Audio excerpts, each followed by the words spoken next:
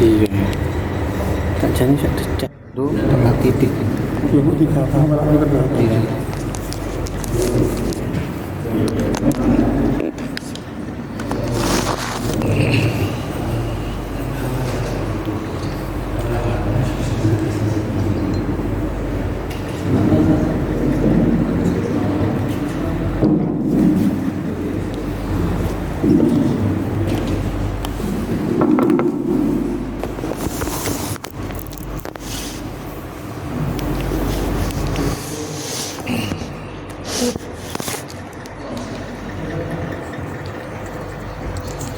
Iya, Hasan.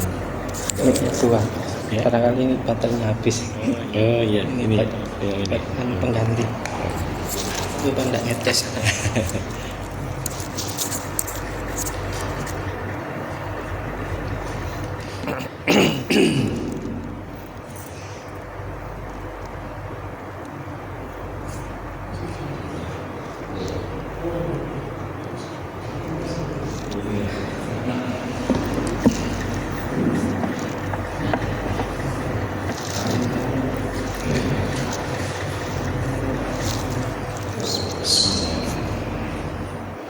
Assalamualaikum warahmatullahi wabarakatuh.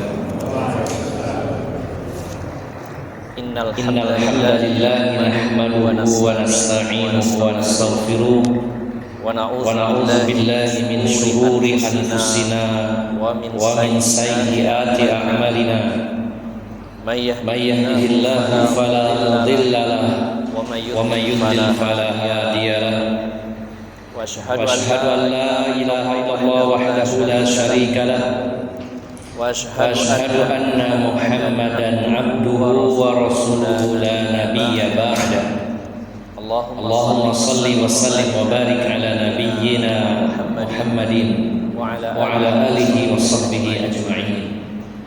يا أيها الذين آمنوا اتقوا الله حق تقاته ولا تموتن إلا وأنتم مسلمون. يا أيها الناس اتقوا ربكم الذي خلقكم من نفس واحدة وخلق منها زوجها وبث منهما رجالا كثيرا ونساء واتقوا الله الذي تساءلون به والأرحام إن الله كان عليكم رقيبا. يا أيها الذين آمنوا اتقوا الله وقولوا قولا سديدا يصلح لكم أعمالكم ويغفر لكم ذنوبكم ومن يطع الله ورسوله فقد فاز فوزا عظيما. أما بعد فإن أصدق الحديث كتاب الله وخير الهدي هدي محمد صلى الله عليه وسلم وشر الأمور محدثاتها فإن كل محدثة بدعة وكل بدعة ضلالة وكل ضلالة في النار. Bapak-bapak dan ibu-ibu, saudara-saudari jamaah Masjid Al-Mujahidin yang dirahmati Allah Subhanahu wa taala. Alhamdulillah kita sangat bersyukur kepada Allah Subhanahu wa taala.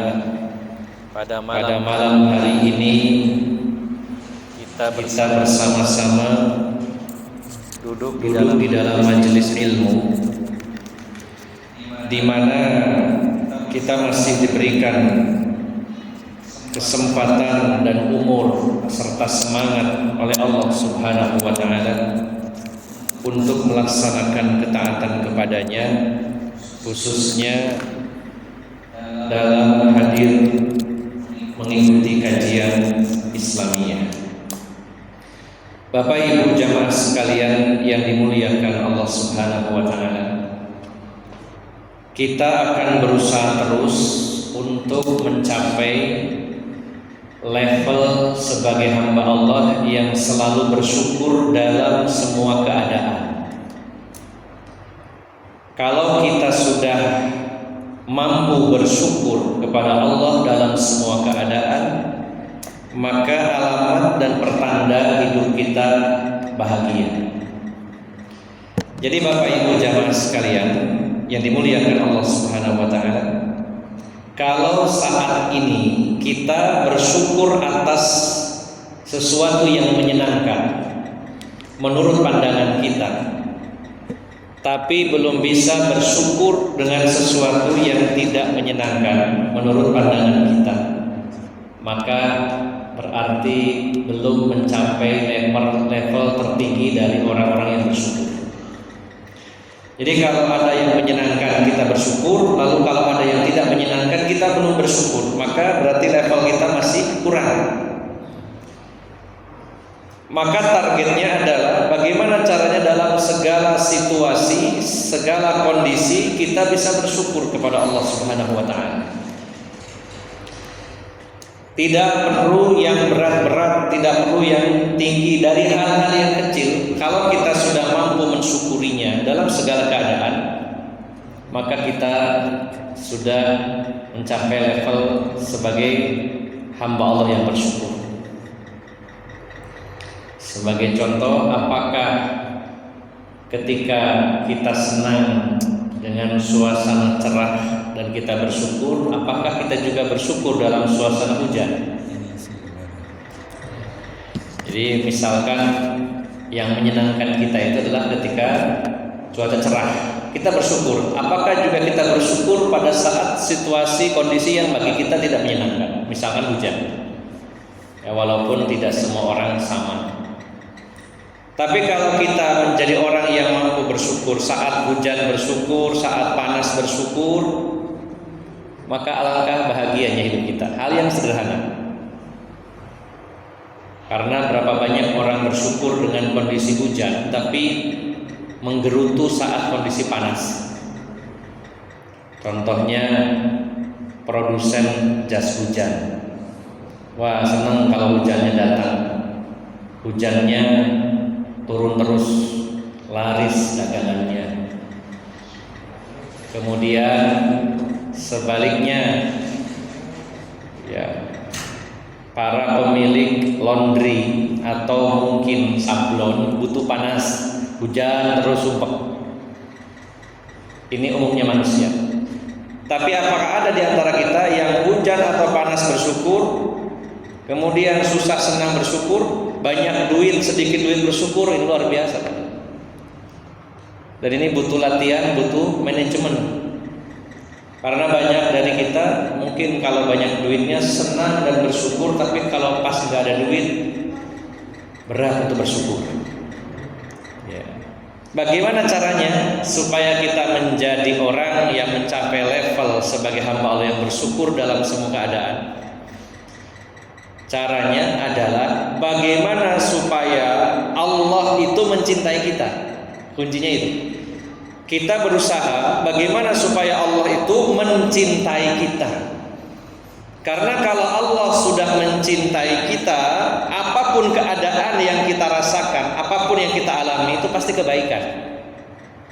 Namanya yang cinta itu kan tidak mungkin mencelakakan, tidak mungkin menyusahkan. Kalau kita dicintai oleh Allah, keadaan kita sekarang apapun itu pasti yang terbaik. Walaupun kadang-kadang menurut kita mungkin tidak baik. Menurut kita hitungannya kalau kita banyak duit itu baik.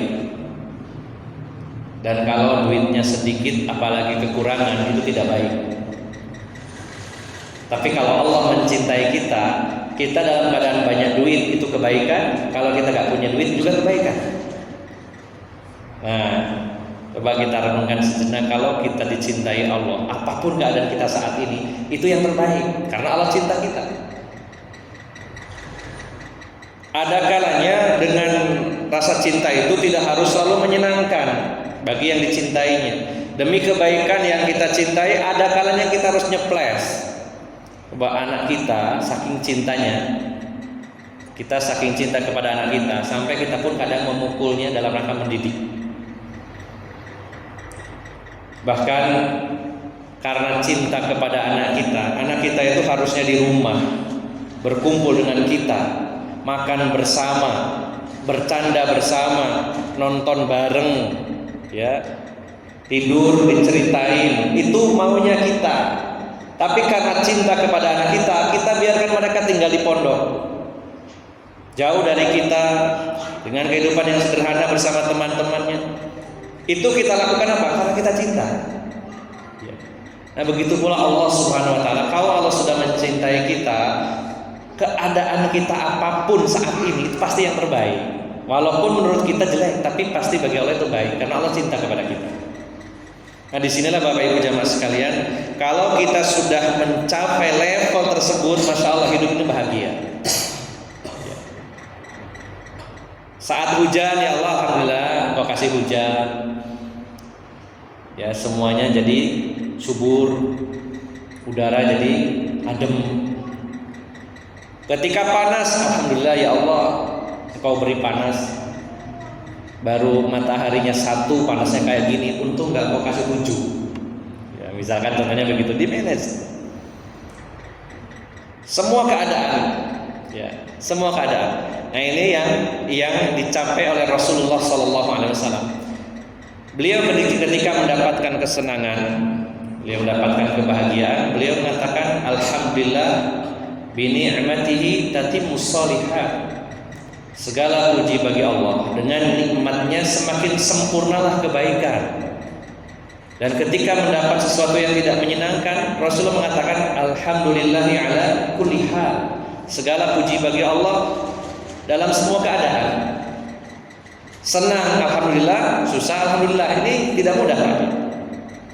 Hanya seringkali para penceramah, mari kita bersyukur, tapi nyatanya level sebagai hamba yang bersyukur itu belum kita capai kadang. Bagaimana caranya? Latihan dari hal-hal yang sekecil apapun, keadaan bagaimanapun disyukuri. Punya istri satu, alhamdulillah, istri satu. Daripada ada bojo, masih mending saya punya istri satu. Amanahnya nggak terlalu berat. Ya, saya punya istri 2, ya alhamdulillah, berarti dipercaya sama Allah, diberi amanah lebih berat. Semoga pahalanya lebih banyak. Wah, saya belum punya istri, yang mungkin yang terbaik ini. Terus bagaimanapun keadaannya, ya, selalu berpositif thinking kepada Allah Subhanahu wa taala. Jadi kalau bisa para penceramah termasuk saya mengajak mari kita bersyukur, selalu diawali dengan itu. Harus ada penekanan gitu. Supaya motivasi bagi saya pribadi dan bagi Bapak Ibu jamaah sekalian, mari kita mencapai level yang tertinggi sebagai hamba yang bersyukur dalam semua keadaan. Dan itu bisa dilatih dari hal-hal yang kecil-kecil, keseharian, apapun yang kita rasakan, kondisi apapun kita syukuri. Ketika sehat, alhamdulillah ya Allah Engkau beri sehat. Dengan sehat saya banyak beribadah kepadamu. Begitu sakit, alhamdulillah ya Allah Engkau beri sakit, saya jadi sedikit maksiat. Alhamdulillah dengan sakit, insya Allah digugurkan dosa-dosa saya, dibersihkan dosa-dosa saya, menikmati sakit itu. Meskipun sikile abuh misalnya ya, gara-gara asam urat saulan gak mari-mari, ya Allah alhamdulillah saulan penuh digosok dosone, begitu Pak ya. Soalnya saya sedang asam urat menghibur diri gitu. Ya ini benar sekali Pak, begitu Pak. Jadi kita belajar bersama Pak ya, belajar supaya membiasakan diri bersyukur kepada Allah apapun keadaannya. Selama kita berbaik sangka bahwa Allah itu cinta saya, bagaimanapun hasilnya nanti, bagaimanapun keadaannya, pasti yang terbaik untuk saya. Nah ini kalau bisa kita mencapai level tersebut, hidup itu rasanya ringan.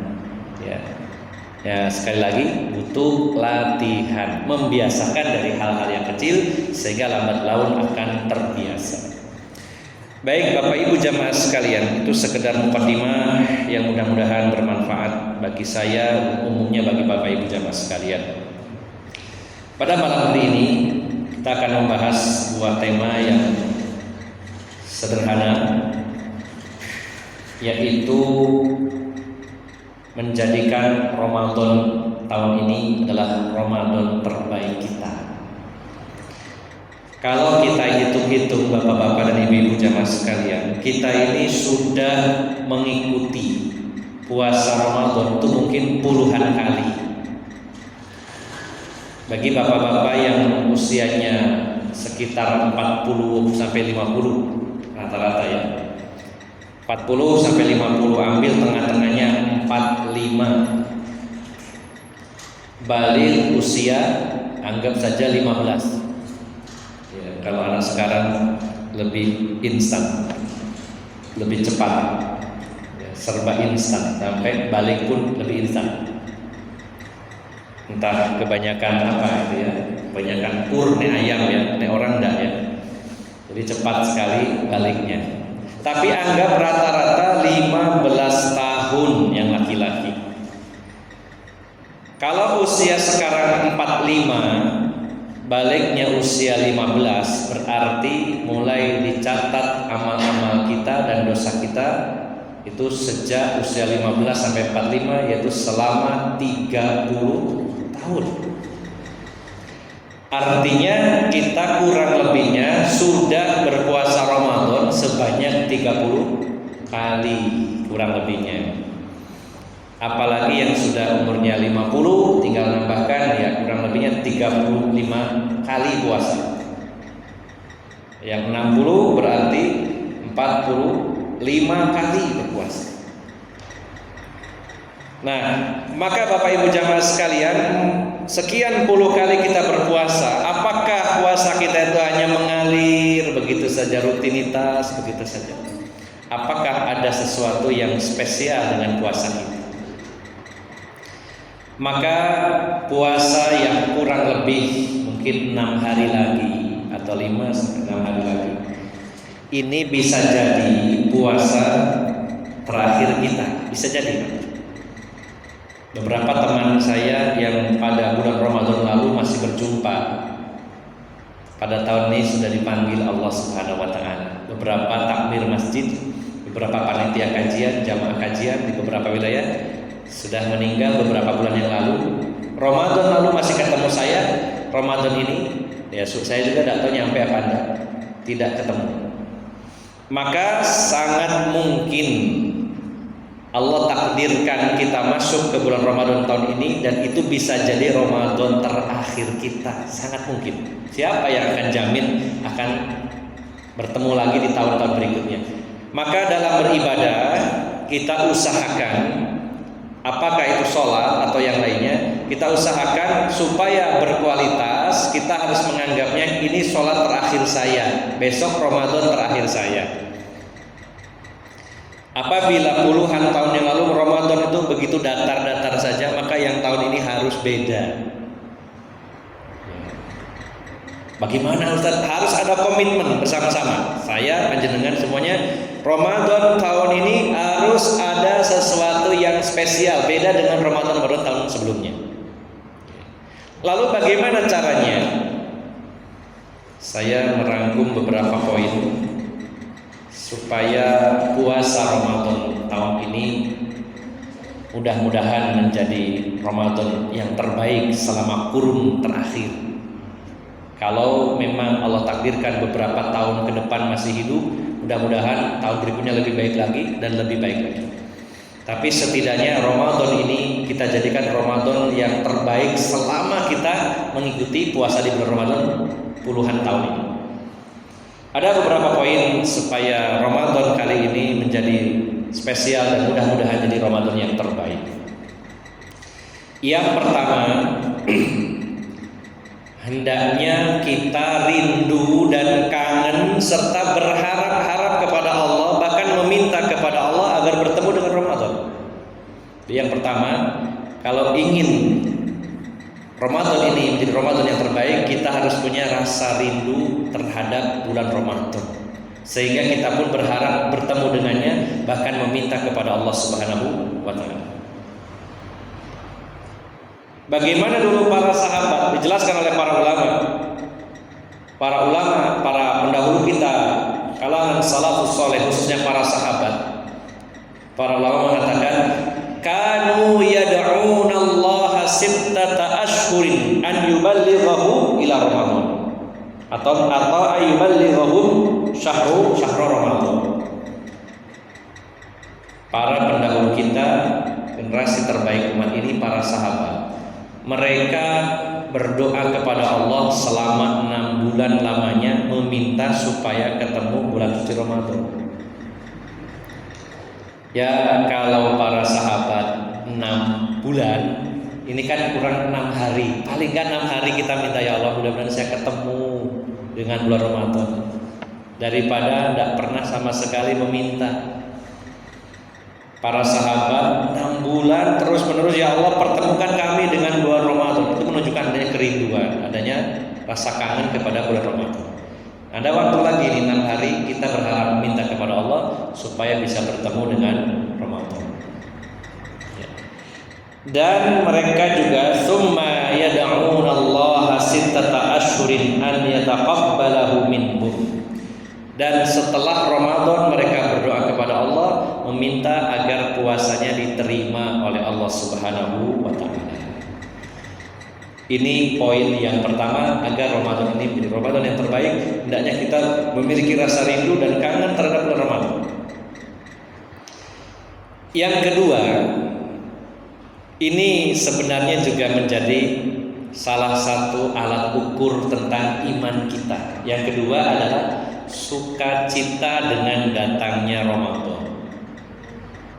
Nah, coba ini dipertanyakan kepada hati kita masing-masing. Kira-kira Ramadan tahun ini kita senang nggak dengan kedatangannya, atau tidak senang, atau tidak ada perubahan suasana hati, nyantai-nyantai saja, sama aja. Silakan dideteksi hatinya masing-masing. Kalau ada rasa senang, itu tandanya ada iman dalam diri kita. Kenapa? Kaitannya apa dengan iman? Kalau orang itu senang Ramadan, maka dia dikatakan beriman. Bukankah Rasulullah SAW ketika memasuki bulan Ramadan, beliau diceritakan oleh para sahabat, karena Rasulullah SAW yubashiru ashabah. Rasulullah itu kalau memasuki bulan Ramadan, beliau memberi kabar gembira kepada para sahabatnya. Yaqul, beliau bersabda, qad ja'akum syahrul Ramadan, syahrul mubarak. Kenapa Rasulullah memberi kabar gembira kepada para sahabat? Beliau mengatakan, telah datang kepada kalian bulan Ramadan, bulan yang penuh barokah. Terus kita tahu adanya barokah dari mana? Oh, dapat bungkusan nasi, kalau itu berkat. Ya, istilahnya berkat. Ya. Rasulullah mengatakan syahrul mubarak, bulan penuh barokah. Dari mana kita tahunya? Dan kenapa kita percaya? Karena kita punya iman. Kita percaya dengan sabda Rasulullah, kalau bulan Ramadan itu bulan penuh berkah. Dan barokah itu adalah zada khairuhu, bertambah terus kebaikannya. Maka kalau kita berbahagia dengan datangnya bulan Ramadan, pertanyaan, kenapa bahagia? Ya, saya bahagia karena bulan Ramadan itu penuh dengan barokah. Kata siapa? Kata Rasulullah. Kenapa percaya? Ya, saya percaya karena iman. Maka karena iman bahwa bulan Ramadan itu penuh barokah, ya saya senang karena penuh dengan barokah, senang. Makanya orang yang senang dengan datangnya Ramadan berarti dia beriman. Kemudian kata Rasul dalam hadis tersebut, beliau mengatakan, fihi tuftahu abwabul jannah. Pada bulan Ramadan, selama sebulan penuh, pintu-pintu surga dibuka semaksimal mungkin, selebar-lebarnya. Terus tahunya dari mana kalau pintu surga itu dibuka? Itu katanya Rasulullah. Lalu apakah kita percaya? Ya percaya, beriman. Kalau beriman, kalau percaya, harusnya bahagia pintu surga dibuka. Kenapa? Karena dengan dibukanya pintu surga, apalagi dalam hadis yang lain, setiap hari selama Ramadan dihias-hiasi surga itu. Dan dikatakan oleh Allah berfirman, tidak lama lagi hamba-hambaku akan memasuki engkau, wahai surga. Kalau pintu surga itu dibuka, ya bukan hanya dalam rangka pamer, oh Allah punya surga, enggak. Dibuka pintu surga sehingga imbasnya sampai ke diri kita di muka bumi ini. Kalau pintu surga dibuka, maka kita merasa ringan mengamalkan amalan ahli surga. Oh, surganya dibuka lebar. hawa surganya terasa di muka bumi ini. Bagaimana rasanya? Apakah sejuk kayak AC begitu? Ya. Rasanya adalah orang menjadi mudah, ringan kalau dia itu berada di bulan Ramadan, ringan dalam berbuat baik. Secara otomatis orang itu berubah. Ya, saya heran di tempat saya di rumah satunya, rumah satunya alamatnya ada 2 ya. Alamat yang satunya di Pasinan itu setiap malam pos kamling itu aktif, tapi bukan sama orang yang jaga, tapi ada salon disetel di dalamnya, dikunci, di dalamnya ada sound system gitu. Dan itu tiap malam, walaupun saya pulang jam 11, jam 12, jam 1 tetap nyala dengan keras, dangdutan Pak ini. Nggak tahu, mungkin untuk pengusir maling gitu ya.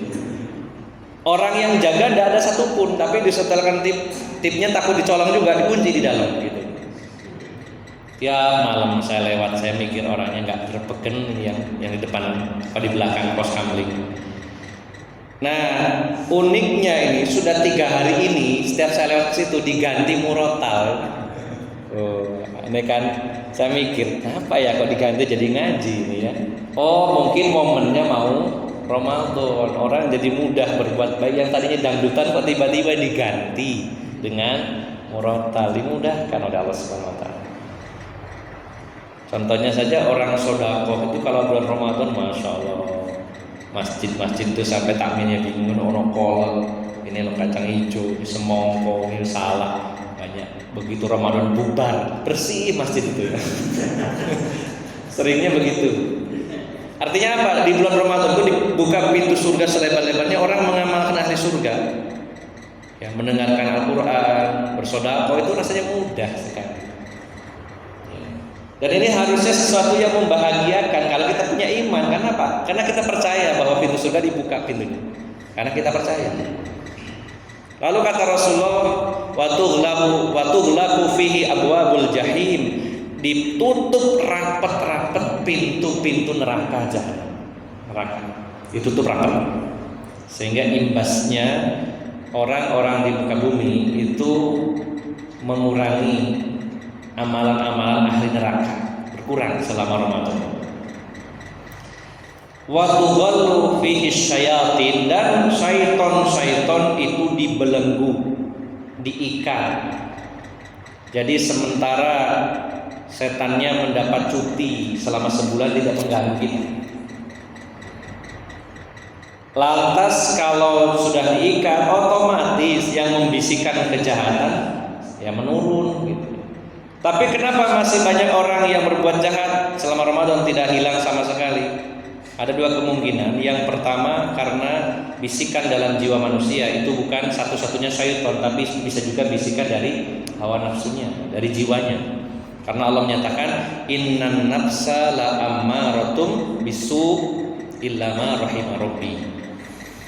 Sesungguhnya nafsu jiwa manusia itu mendorong, menyuruh kepada yang buruk kecuali jiwa yang mendapatkan rahmat Allah Subhanahu wa taala.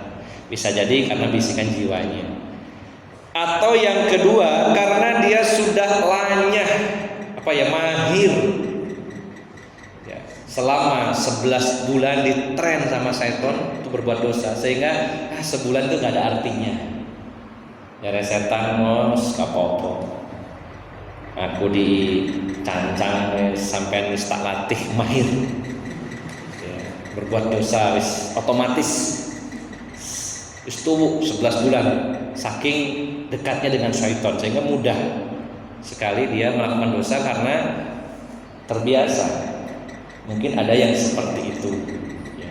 Tapi secara umum ini kabar gembiranya, syaitan diikat. Dan kata Rasulullah, wa fihi lailatun khairum min alfi syahr. Hanya ada di bulan Ramadan ada 1 malam yang lebih baik dari 1000 bulan. Jangan pernah mencarinya di luar Ramadan, gak akan dapat. Adanya hanya di bulan Ramadan, yaitu malam Lailatul Qadar. Ini merupakan bentuk kasih sayang Allah, bonus dari Allah Subhanahu wa taala untuk mengejar ketertinggalan kita dari ibadahnya umat-umat sebelum kita. Nabi Adam dalam kitab Al-Bidayah wan Nihayah yang ditulis oleh Imam Ibnu Katsir. Imam Ibnu Katsir menjelaskan bahwa umur Nabi Adam itu 1000 tahun.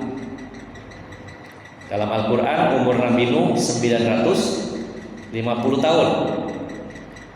Ada beberapa riwayat Israiliyat umurnya Nabi Hud itu 400, umur Nabi Ibrahim 200. Dan umur umat yang ada pada saat itu tidak jauh dengan umur para nabinya. Kalau Nabi Adam dan manusia yang hidup sejaman dengan beliau itu umurnya 1000, lalu panjenengan dan saya cuma 60, kalah di waktu gitu, Pak. Sama-sama berimannya, sama-sama sholatnya, sama-sama beribadahnya, kita kalah drastis. 60 tahun banding 1000 tahun, kalah. Ya.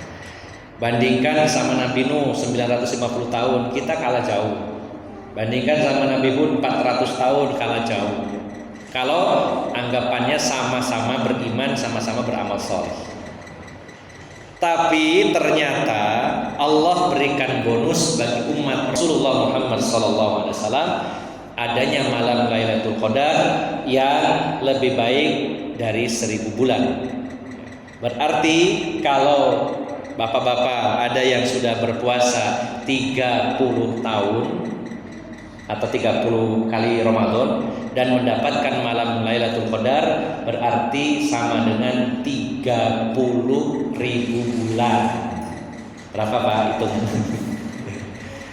Anggap saja 83 tahun kali 30. Ya, lebihnya begitu ya. 1000 bulan itu 80. Bulatkan saja 80 tahun. 80 tahun dikalikan 30.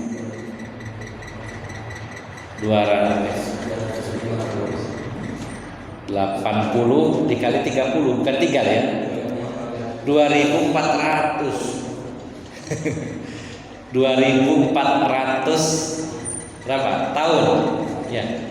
2400 tahun. Kalau kita ibadah 1 malam dan sudah 30 Ramadan kita dapat malam Lailatul Qadar, berarti kita sama dengan ibadah 2400 tahun, nyalip Nabi Adam, nyalip Nabi Nuh, bisa jadi begitu. Lantas bagaimana tidak bahagia dengan berita itu? Nah, makanya kenapa saya kaitkan orang kalau kedatangan Ramadan dia senang, berarti dia beriman. Kenapa? Dia percaya bahwa di situ banyak kelebihan. Kalau kita ini sumpah aneh ya, diberi kabar gembira dengan begitu hebatnya Ramadan, dia nggak senang. Kenapa gak senangnya? Apa karena gak percaya? Atau gak senangnya karena apa? Karena terbiasa berbuat dosa terus kayak terhalangi atau bagaimana? Nah, ini pertanyaannya di situ. Maka ini kembali kepada diri kita masing-masing. Kalau ingin Ramadan tahun ini menjadi Ramadan yang terbaik, setelah kita merindukan kehadirannya, lalu kita bersuka cita dengan kedatangannya. Ya. Dan Allah Subhanahu Wa Taala di dalam Al-Quran dalam surat Yunus ayat 58 Allah berfirman, "Qul bi fadlillahi wa bi rahmatihi fabidzalika falyafrahu huwa khairum mimma yajma'un." Salat dalam surat Yunus ayat 58. "Qul bi fadlillahi wa bi rahmatihi fabidzalika falyafrahu huwa khairum mimma yajma'un." Katakan wahai Muhammad, dengan karunia Allah dan rahmatnya hendaklah mereka itu bergembira. Hendaklah mereka bergembira. Karena karunia dan rahmat Allah itu lebih baik dari apa yang mereka kumpulkan selama ini. Lebih baik. Nah, ini perintah di dalam Al-Quran untuk bersukacita dengan karunia dan rahmat Allah Subhanahu Wa Taala. Ramadan ini karunia dari Allah Subhanahu Wa Taala, maka kita diperintahkan untuk bersukacita, untuk berbahagia. Dapat 2 poin ya. Kalau ingin menjadi Ramadan yang terbaik, hendaknya kita punya rasa kangen, berdoa kepada Allah, minta bertemu dengannya. Yang kedua, bersukacita. Yang ketiga, ini yang sering saya ulang-ulang, bahwa apabila kita ingin bersemangat di bulan suci Ramadan, apabila ingin disenangi oleh Allah Subhanahu Wa Taala saat berada di bulan Ramadan, maka hendaknya kita memiliki persiapan sebelum memasuki Ramadan.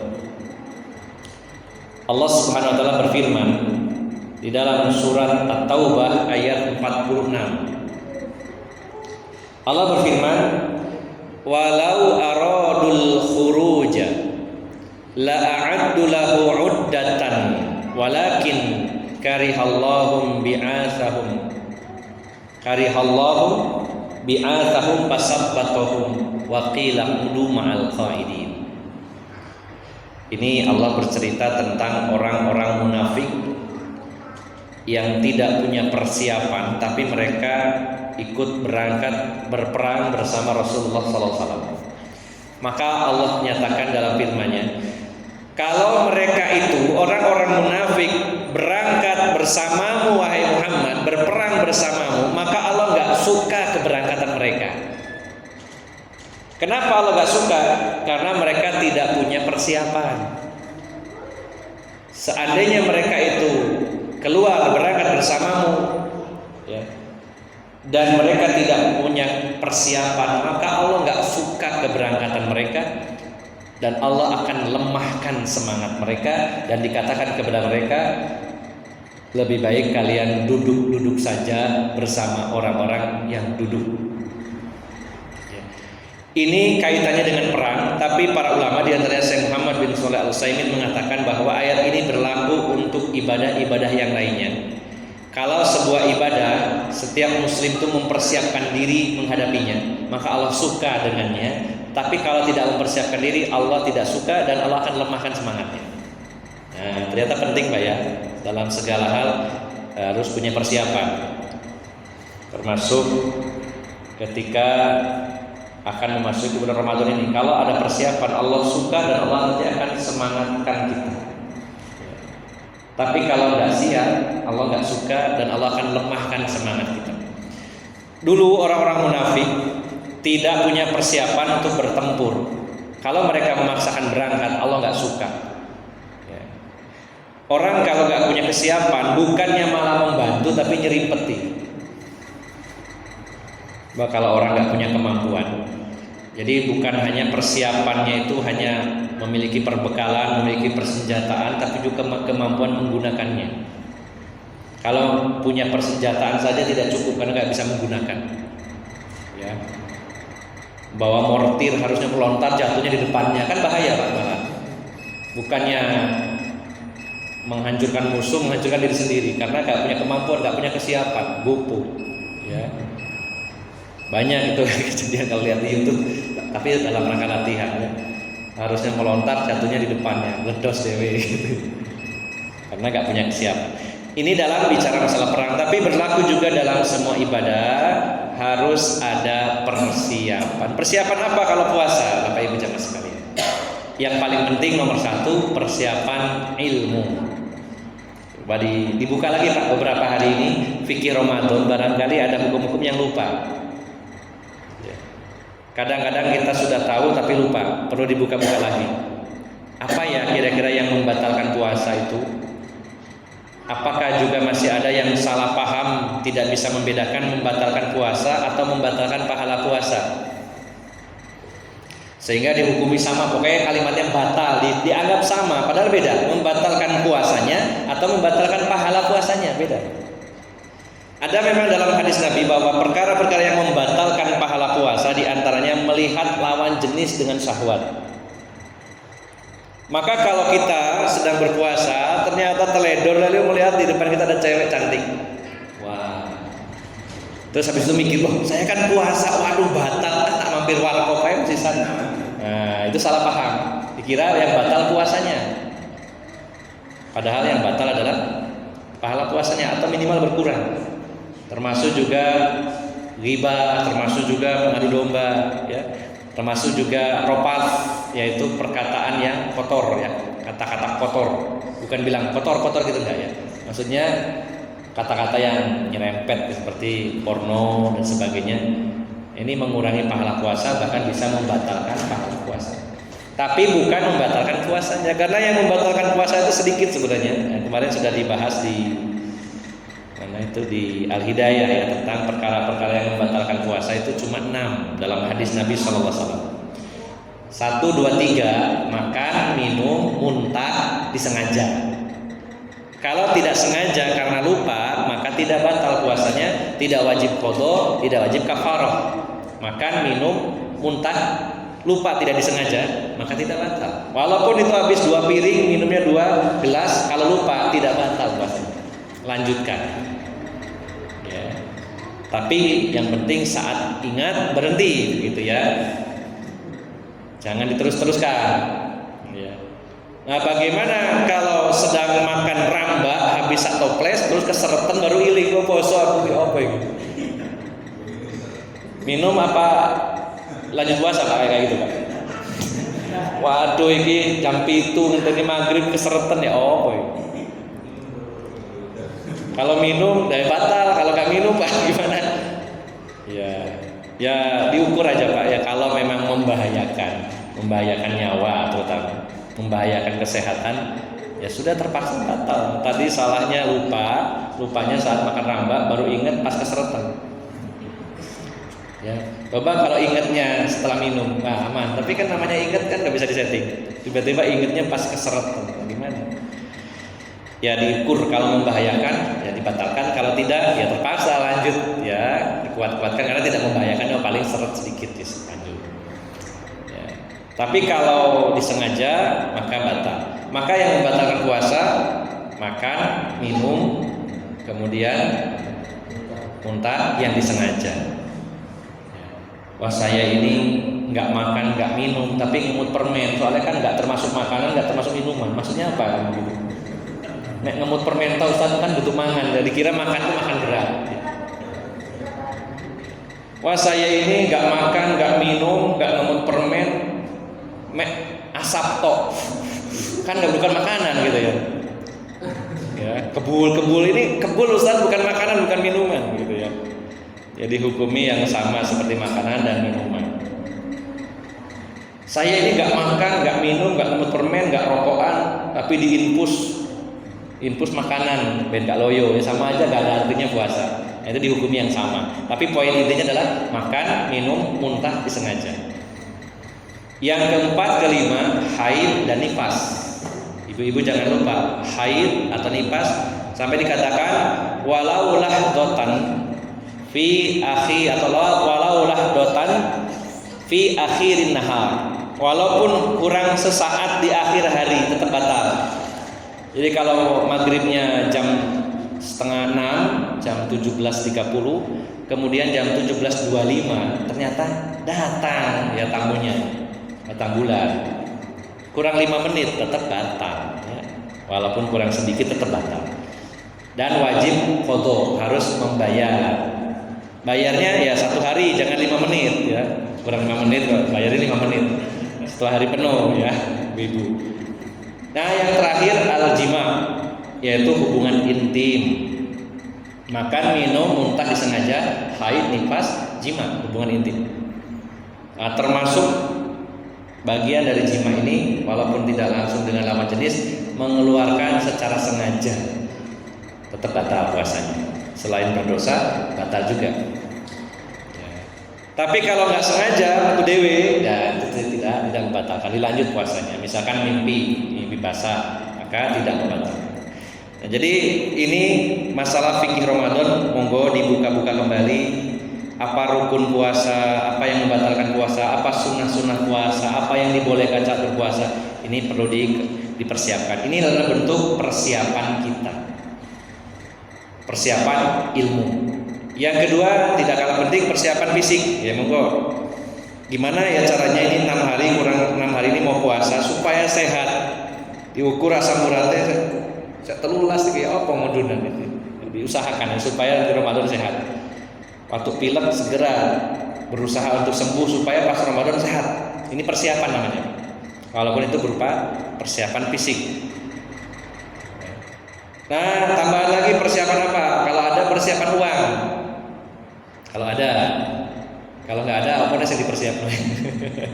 Siapkan uang. Kenapa dipersiapkan? Oh ini mudah-mudahan nanti saya sisihkan untuk Ramadan. Saya ingin memberikan takjil, saya ingin bersedekah, saya ingin beli air minum kemasan nanti dibagikan sembarang. Itu namanya persiapan. Pokoknya bentuk persiapan dalam rangka menyambut Ramadan, sesuatu yang dibolehkan, maka ini Allah cintai. Dan nanti efeknya adalah Allah akan jadikan kita semangat di dalam bulan Ramadan kalau kita punya persiapan. Maka Ramadan ini akan menjadi Ramadan yang terbaik. Pertama, kita punya rasa kangen dengan Ramadan, berdoa kepada Allah. Yang kedua, kita bersukacita dengan kedatangannya. Yang ketiga, mempersiapkan diri.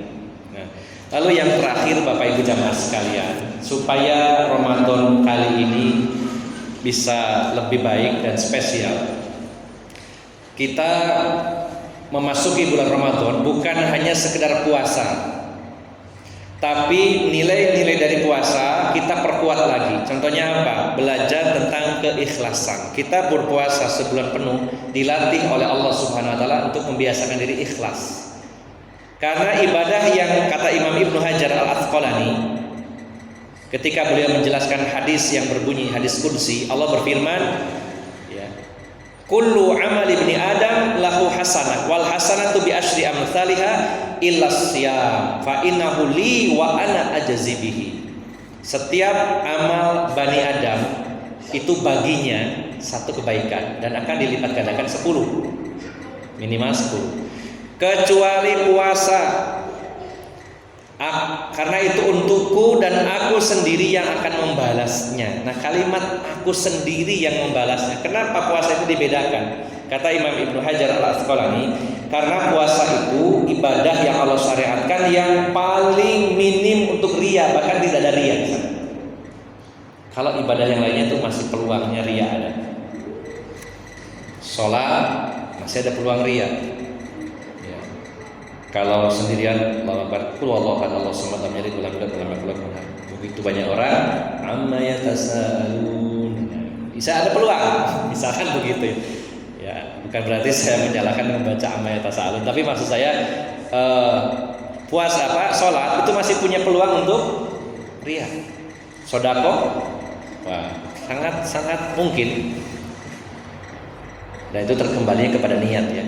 Diumumkan sumbangan hari ini dari Bapak Abdullah sebanyak 1 juta rupiah. Itu tergantung niatnya. Niatnya apakah untuk riya atau menyemangati orang lain supaya saya sodakohnya sekian, masuk sampai enggak sodakoh misal. Tapi peluang untuk riyanya dalam sodakoh sangat besar. Kalau haji, wah ini juga, datang undangan, saya mau berangkat haji nih, sekampung diundang, tapi dalam rangka pamer misalkan ya. Kembalinya kepada niat. Umroh atau apa saja. Tapi kalau puasa mamerinnya gimana ya? Kalau nggak ngomong orang nggak tahu. Mbak, orang 30 ngumpul siang hari, kita nggak tahu kalau nggak ditanyain ya. Atau orangnya sendiri yang ngomong, aku puasa loh ya, nah delok nih latku putih gitu ya. Putih sariawan itu belum ya. Jadi betul sekali bahwa puasa ini ibadah yang paling aman dari sifat riya. Susah untuk riyanya karena tidak kelihatan. Makanya Allah akan balas sendiri. Maka Bapak-bapak Ibu jamaah sekalian, nah puasa kali ini kita kuatkan lagi bahwa saya sedang di training oleh Allah Subhanahu wa taala belajar untuk ikhlas. Ikhlas. Karena puasa ini sebulan penuh ibadah yang paling minim untuk berlaku atau bersifat riya. Latihan untuk ikhlas. Dan mudah-mudahan nantinya keluar Ramadan itu betul-betul menjadi orang yang ikhlas. Dan juga yang terakhir sebagai penutup, Ramadan ini harus spesial sebagai training latihan kita membiasakan diri menjauhi maksiat. Karena pada saat puasa orang mau bermaksiat itu lebih berat. Nah, itu kita biasakan. Mau bermaksiat, oh iya, puasa mana puasa mana kasih dawes. Biasanya orang berpikir simpel begitu. Maka selama sebulan ini Allah inginnya kita ini membiasakan diri menjauhi perkara-perkara yang diharamkan oleh Allah Subhanahu wa taala. Sehingga Bapak Ibu jamaah sekalian, puasa Ramadan sebulan penuh itu ada hasilnya gitu. Kita menjadi orang yang biasa ikhlas, kita biasa meninggalkan perkara-perkara yang diharamkan oleh Allah Subhanahu wa taala. Jadi inilah beberapa poin dari sekian poin, mungkin ada yang lain. Maka puasa kita akan terasa lebih spesial. Satu, dengan adanya rasa kangen bertemu dengan Ramadan, dibuktikan dengan doa kita kepada Allah Subhanahu wa taala. Yang kedua, bersukacita datangnya Ramadan. Yang ketiga, mempersiapkan diri, baik itu ilmu, fisik, harta, dan lain-lainnya. Dan yang keempat, mari kita jadikan Ramadan tahun ini sebagai ajang training, latihan kita menempa jiwa kita supaya kita menjadi orang-orang yang ikhlas dan membiasakan diri meninggalkan apa-apa yang diharamkan oleh Allah Subhanahu wa taala. Demikian Bapak Ibu jamaah sekalian, semoga nasihat sederhana ini bisa bermanfaat khususnya bagi diri saya, umumnya bagi bapak-bapak dan ibu-ibu jamaah sekalian. Oh iya, monggo. Baik.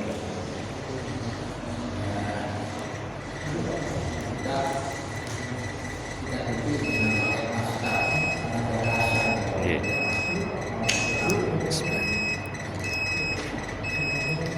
Memakai atau menyikat gigi dengan memakai pasta yang ada rasanya. Kalau secara asal, ini juga saya kutip dalam kitab Al-Wajiz ya. Sebenarnya ada referensi-referensi yang lainnya. Di antaranya ada satu bab yang berjudul Ma yubahu lis-shaimi. Ma yubahu lis-shaimi. Perkara-perkara yang dibolehkan bagi orang yang berpuasa. Perkara-perkara yang dibolehkan bagi orang yang berpuasa. Di antaranya al-ghuslu lit-tabarrud, mandi keramas untuk mendinginkan badan, dibolehkan. Jadi ini ada hadisnya, yaitu hadis Rasulullah, hadis riwayat Abu Dawud. Beliau menuang air di atas kepala beliau karena saking panasnya hari itu. Kemudian yang kedua, al-madmadatu wal istinsyaku min ghairi mubalaghah. Berkumur, beristinsyak, memasukkan air ke hidung boleh selama puasa dengan catatan tidak terlalu dalam. Khusus waktu berpuasa. Yang ketiga, al-hijamah, bekam. Ya, kalau tidak membahayakan kadang lemah, tekanan darah normal, dibekam saat puasa itu dibolehkan. Yang keempat, al-qublatu wal mubasyaratu liman qadara ala dhabti nafsihi. Qublah, maaf ya ini agak vulgar, mencium, ya mencium istri. Mubasyarah, bercumbu. Jadi maaf, berciuman dengan istri, bermesraan, bercumbu selama Ramadan itu boleh dengan syarat bagi yang bisa menahan hawa atau syahwatnya. Maksudnya berhenti sampai di situ, tidak diterus-terus no. Misalnya pengantin baru ini, habis nikah masuk Ramadan, wah, ya astagfirullah. Ya, jadi dibolehkan. Tapi kalau tidak mampu menahan, rawan kebablasan, jangan berani dekat-dekat, ya jangan dituruti, ditahan. Ya, ini hadisnya adalah hadis Aisyah, hadis riwayat Bukhari Muslim. Kemudian ini saya baca biar agak lengkap ya sedikit ya. An yusbiha junuban, yang dibolehkan saat berpuasa adalah masuk waktu subuh dalam keadaan junub. Rasulullah itu mandi bukan karena puasanya, mandi janabah, tapi karena mau melakukan sholat subuh. Jadi tidak diharuskan bahwa wah ini sebelum adzan subuh harus bersih dulu, harus suci, tidak. Rasulullah sendiri dalam hadis Aisyah dan Ummu Salamah, beliau masuk waktu subuh, adzan subuh masih dalam keadaan junub, baru beliau mandi untuk sholat, bukan karena untuk puasanya, dibolehkan. Kemudian yang ketujuh, yang berikutnya yang keenam, as-siwak, wati, wal adhan, wal kahl, ya, wal qatrah, wal hiknah, ya.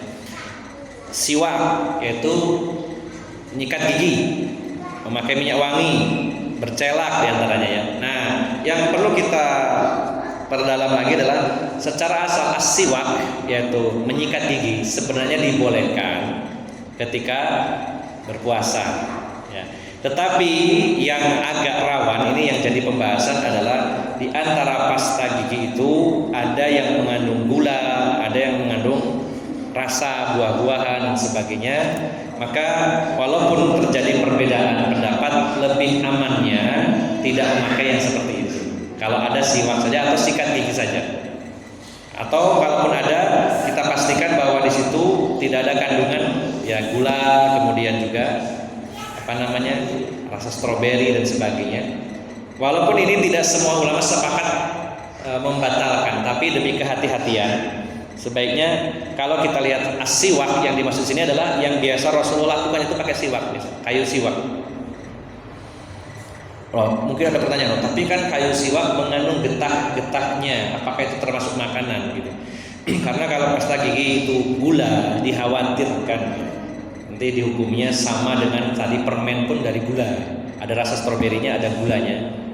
Ini juga gula dan rasa stroberi. Jadi sambil sikat gigi menikmati rasa stroberinya. Ya. Saya tidak mengatakan bahwa membatalkan puasa karena memang ada khilaf, perbedaan pendapat para ulama. Ada yang membolehkan, ada yang melarang. Tapi amannya kita hindari cari sikat gigi yang ya tidak mengandung unsur-unsur makanan, ya, unsur-unsur gula. Karena ada Pak. Sikat gigi yang seperti itu mungkin gulanya bukan gula pasir sebenarnya, jenis gula lain, glukosa atau mungkin pemanis dan lain-lain ada. Jadi amannya adalah kita cukup sikat gigi yang tidak mengandung itu semua, misalkan tanpa odol atau pakai odol yang tidak mengandung rasa-rasa seperti itu untuk menghindari rawannya batal puasa kita. Jadi demikian. Tapi secara asal as-siwak itu dibolehkan. Ya. Nah ini beberapa perkara yang dibolehkan saat berpuasa. Demikian Pak gambarannya. Kalau bisa dihindari saja dan masih ada pilihan-pilihan yang lainnya yang tidak rawan. Artinya ketika terjadi perselisihan di kalangan ulama, maka yang terbaik adalah keluar dari perselisihan itu dengan cara tidak memakainya. Wah ini ada yang membolehkan, ada yang tidak membolehkan. Maka yang paling aman yang tidak memakai. Itu berarti keluar dari khilaf para ulama. Sama dengan misalkan nih, contoh dalam masalah agama. Yang benar itu sholat subuh itu pakai kunut apa tidak? Misal ya, ilmu kita masih kurang dalam hal itu. Yang katanya yang satu mengatakan sunnah, yang satu mengatakan ini bid'ah, misalkan begitu. Maka yang selamat, yang aman adalah yang tidak berkunut karena lepas dari semua perselisihan sebenarnya. Nah, itu di antara contohnya. Kalau masalah ini ada odol yang merasa ini, ada sebagian membolehkan, sebagian tidak, maka yang paling aman adalah keluar dari perselisihan itu dengan tidak memakainya. Ini yang paling mudah. Tapi kalau kita meyakini saya ambil pendapat yang membolehkan atau saya ambil pendapat yang tidak membolehkan, itu silakan. Tapi kalau keluar dari perselisihan itu, maka itu lebih aman. Demikian. Wallahu a'lam. Oke, cukup ya Pak ya. Alhamdulillah. Karena sudah masuk waktu Isya, dari tadi saya cukupkan sampai di sini. Semoga Allah Subhanahu wa taala mempertemukan kita dengan bulan suci Ramadan tahun ini. Semoga kita diberikan panjang umur, sehat rohani maupun jasmani, dan punya persiapan dari semua sisi untuk menyongsong Ramadan tahun ini. Demikian dari awal hingga akhir. Apabila ada perkataan maupun perbuatan yang kurang berkenan, saya mohon maaf yang sebesar-besarnya. Aqulu qawli hadza wa astaghfirullah li wa lakum wa akhiru da'wana alhamdulillahi rabbil alamin. Wassalamualaikum warahmatullahi wabarakatuh.